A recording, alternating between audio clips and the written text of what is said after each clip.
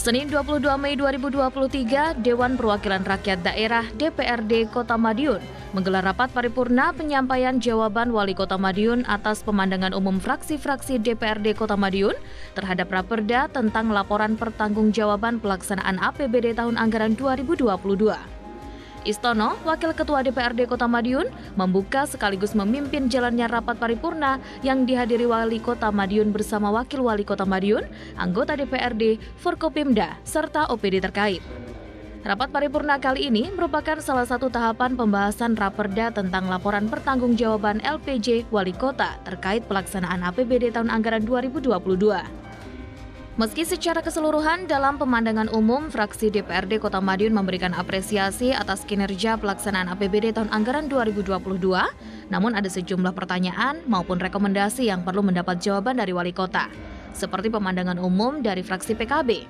Fraksi PKB merekomendasikan untuk pemerintah setempat meningkatkan kualitas kebijakan bertujuan untuk akurasi perencanaan pendapatan dan kebijakan anggaran dengan tujuan meningkatnya kinerja pendapatan, belanja, dan pembiayaan daerah. Sehingga untuk realisasi APBD tahun 2023 lebih baik dan silpa tahun berjalan bisa ditekan dalam batas wajar. Berikut cuplikan jawaban eksekutif yang dibacakan Wakil Wali Kota Madiun, Indah Raya. Jawaban, pada tahun 2023 yang merupakan tahun terakhir RPJMD, perencanaan dan penganggaran diprioritaskan untuk pencapaian target RPJMD dengan mengoptimalkan perencanaan dan penganggaran diharapkan realisasinya penyerapan APBD juga bisa lebih maksimal dan target kinerja RPJMD di akhir masa jabatan bisa tercapai. Sedangkan berkaitan dengan pendapatan, dengan berakhirnya pandemi COVID-19 memberikan harapan untuk meningkatkan pendapatan, khususnya PAD dengan semakin menggeliatnya ekonomi. Maka potensi PAD juga semakin meningkat, baik dari sektor pajak, retribusi, pengelolaan kekayaan daerah yang dipisahkan maupun lain-lain PAD yang sah. Begitu juga dari sisi pendapatan transfer, kita berharap dengan semakin membaiknya ekonomi nasional, dana transfer ke depan ke daerah juga semakin meningkat. Jawaban pertanyaan nomor 2, silpa tahun anggaran 2022 kita gunakan untuk menutup defisit APBD tahun anggaran 2023. Terima kasih atas saran dan masukannya. Jawaban pertanyaan nomor 3. Pertanyaan ini sudah dijawab sebagaimana saya jelaskan pada pertanyaan fraksi PDI Perjuangan nomor 1. Jawaban pertanyaan nomor 4. Pertanyaan ini juga sudah dijawab sebagaimana saya jelaskan pada pertanyaan fraksi Demokrat nomor 1B. Jawaban nomor 5. Pertanyaan ini sudah dijawab sebagaimana saya jelaskan pada pertanyaan fraksi Demokrat nomor 2A. Pertanyaan nomor 6. Jawaban pertanyaan ini sudah dijawab sebagaimana saya jelaskan pada pertanyaan fraksi PDI Perjuangan nomor 2. Jawaban pertanyaan nomor 7, belum cukup, masih dibutuhkan tambahan dana untuk menutup kekurangan tersebut dengan peningkatan PAD, efisiensi belanja dan tambahan dana transfer. Jawaban pertanyaan nomor 8, pendapatan jasa giro dan dari Bank Jatim dengan tingkat suku bunga sebesar 0,9% dan pendapatan deposito dari BRI dengan suku bunga 4% atau reviewable. Sementara itu disinggung soal penggunaan APBD yang kurang terserap optimal, Wali Kota Madiun, Maidi menjelaskan bahwa hal tersebut tidak berarti program maupun kegiatan tidak berjalan, melainkan program dan kegiatan justru berjalan maksimal dengan anggaran yang lebih efisien. Belanja pegawai itu salah satunya kan penyerapannya tidak optimal. Harusnya kan COVID kan dia tidak optimal, akhirnya kan tidak bisa dikeluarkan semua.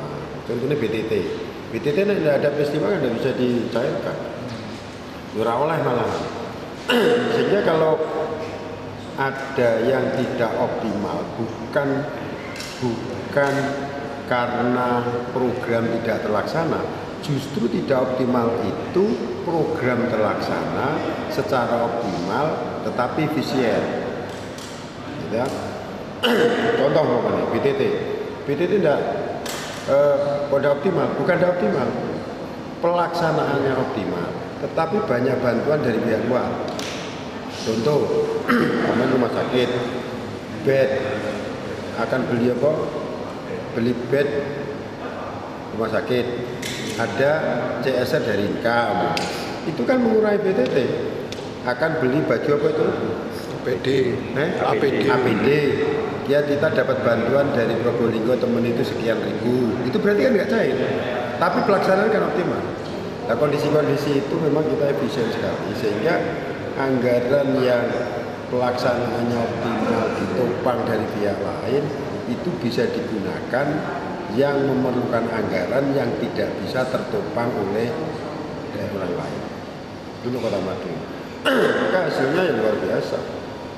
Ini yang kita lakukan pada hari ini. Sehingga Bapak-Bapak Dewan semuanya tahu ini. Jadi gerak langkah ini semuanya tahu. Dan hasilnya kita rasakan bersama. Kalau toh ada contoh, hari ini proyek itu satu tempat namanya 10 miliar. Berarti di tempatnya 16 miliar di tempatnya lansia. Tapi ada penawaran turun 15%. Nah, yang 15% ini kegiatan dilaksanakan, tetapi ada silpa 15% karena dari paku tidak ditutup semuanya. Nah, turunnya ini yang 15% sekarang masuk kas. Nah, kas ini nanti akan dioptimalkan dalam perubahan anggaran di mana pada pelaksanaan APBD berjalan ini kurang sempurna. Program yang kurang sempurna artinya kurang dana, yaitu nanti dimasukkan ke situ. DAK itu diatur oleh pusat. Jadi apa itu tidak bisa, Sakar PD tidak bisa. Tahapannya jelas. Termasuk dana cukai. Itu kan diatur, Perbup itu diatur gunanya untuk ini. Di luar itu juga nggak bisa. Tapi kalau kita sebenarnya diatur itu, kaplingannya itu tidak dibutuhkan, kita mengadakan kan ya iso, gak benar itu. Akhirnya kan tidak diserap. Ya diserap malah keliru. Kalau dulu kan terserah daerah. Tapi sekarang ada rincian. Nah ini yang kadang-kadang rincian tidak sesuai dengan kebutuhan. Maka yang tidak sesuai kebutuhan ya kita iya.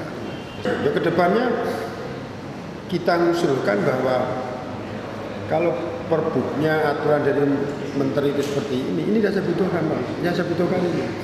Maka dalam pertanggungjawaban ini nanti kita dievaluasi Mendagri juga, serapannya tidak diserap semua karena ada masalah ini.